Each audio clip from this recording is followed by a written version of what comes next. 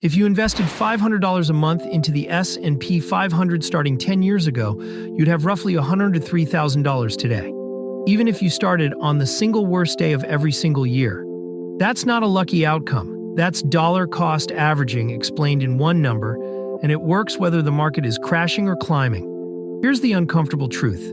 Most beginners either wait for the right moment to invest, or they dump everything in at once and panic when the price drops. Both of those habits quietly cost them tens of thousands of dollars over time. The good news? The fix is almost embarrassingly simple. You automate a fixed amount, invest it on a schedule, and then you walk away. No charts, no predictions, no stress. Stick with me, because by the end of this video, I'm going to show you exactly how $200 a month, invested automatically, can grow into over $150,000. And more importantly, I'll show you why the math actually works better when the market dips. Here's the part almost everyone gets backwards.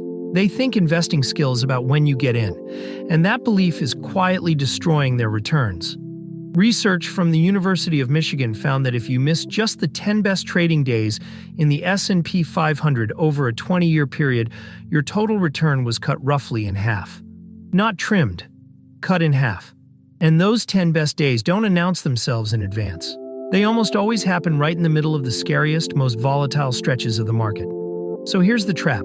The moments when you most want to wait on the sidelines are the exact moments the market tends to snap back the hardest.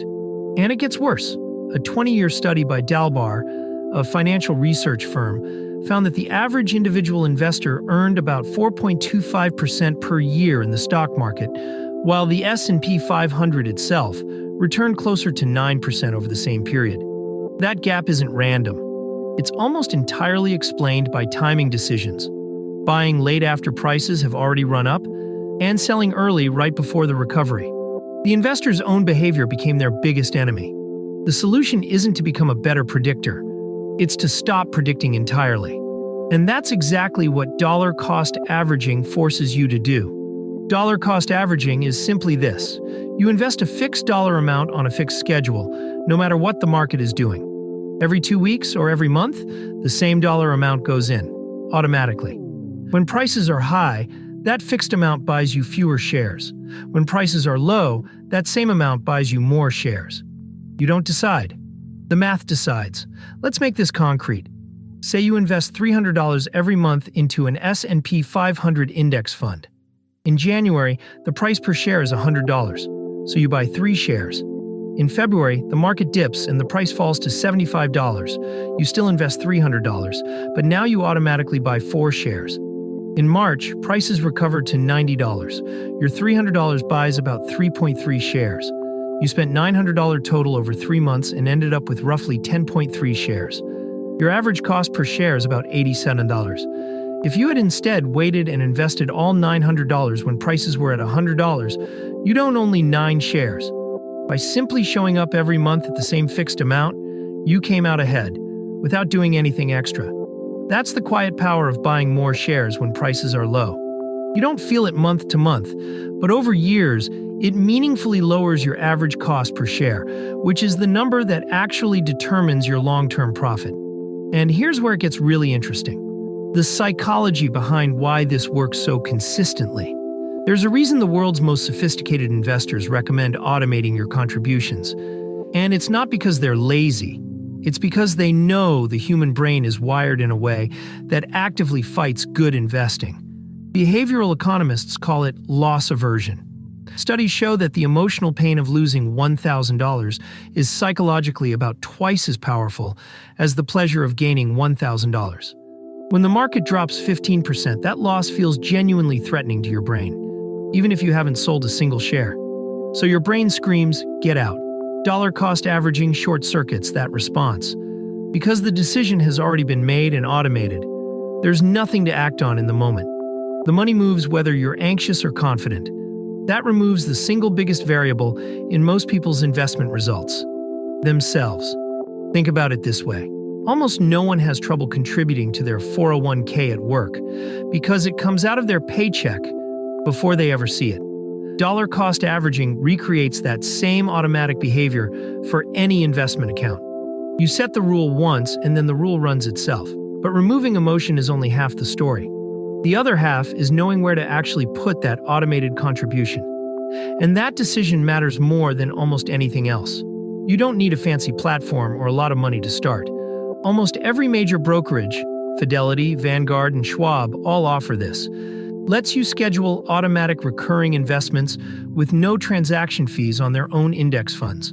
The most common setup looks like this. You open a Roth IRA or a regular taxable brokerage account, choose a broad index fund like an S&P 500 fund or a total stock market fund, then set a fixed contribution amount to invest automatically on a set date each month.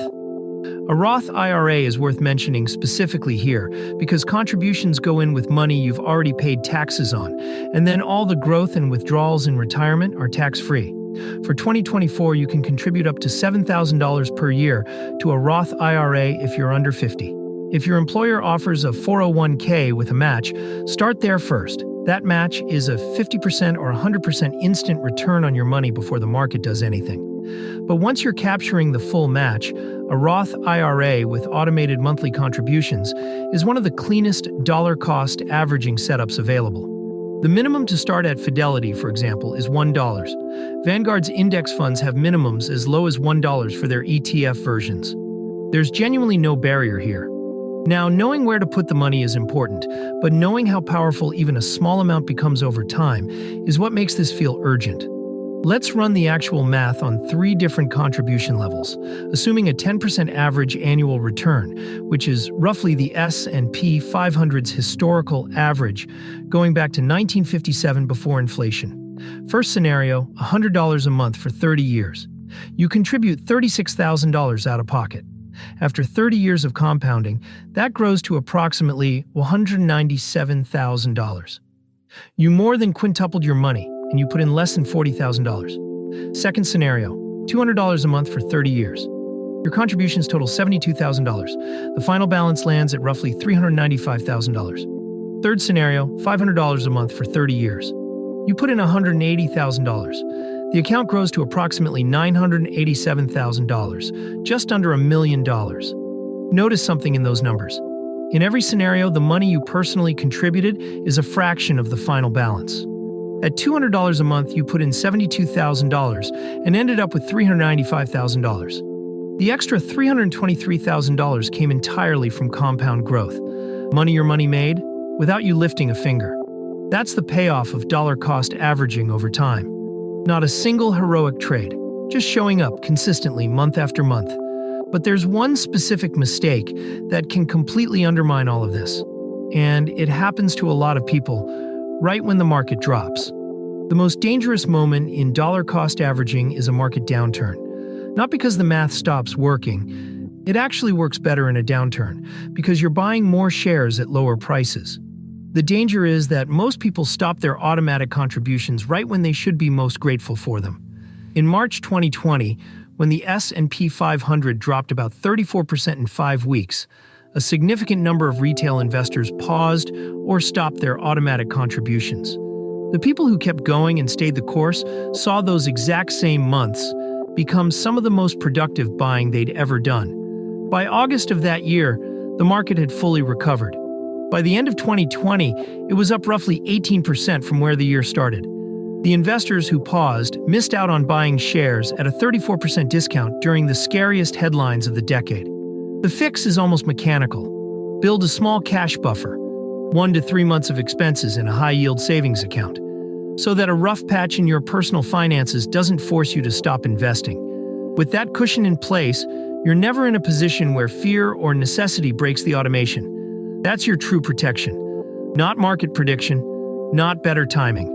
Just a buffer that keeps the machine running. Here's the whole picture in under a minute. Dollar-cost averaging works because it takes the decision out of your hands. You invest a fixed dollar amount on a fixed schedule, which means you automatically buy more shares when prices are low.